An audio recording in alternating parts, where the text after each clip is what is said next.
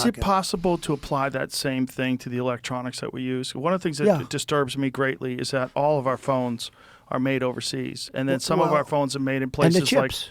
yes, and the chips, and some of our phones are made in places like Foxconn, where they have nets around the building to keep people from jumping off the roof because they have so many suicides.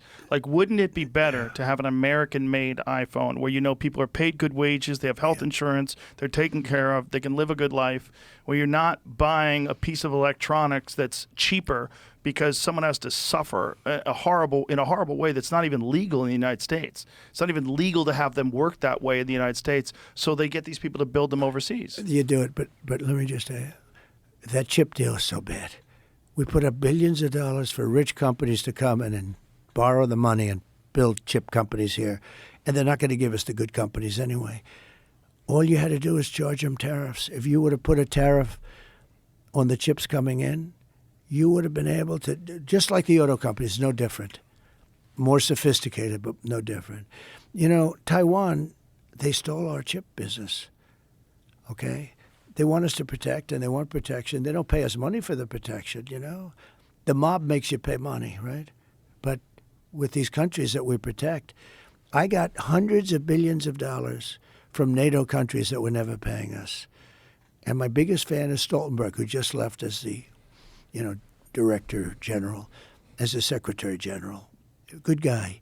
He said Bush came, he made a speech. Obama came, he made a speech. Trump came, he said, you guys aren't paying, you got to pay. And they said, will you protect us from Russia if we don't? I said, no, you got to pay if you don't pay. Billions of dollars came in to NATO. When I see us paying a lot of money to have people build chips, that's not the way. You didn't have to put up 10 cents. You could have done it with a series of tariffs. In other words, you tariff it so high that they will come and build their chip companies for nothing. In other words, Joe, you put a big tariff on the chips coming in.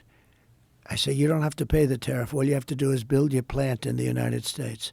We didn't have to give them the money to build a plant. Besides that, they're very rich companies, these chip companies. They stole 95% of our business. It's in Taiwan right now. They do a great job, but that's only because we have stupid politicians. We lost the chip business, and now we think we're going to pay. You can't build it that way. You have to make them spend their money in the United States, and those plants would open up all over, and they'll fund them. We don't have to put up 10 cents.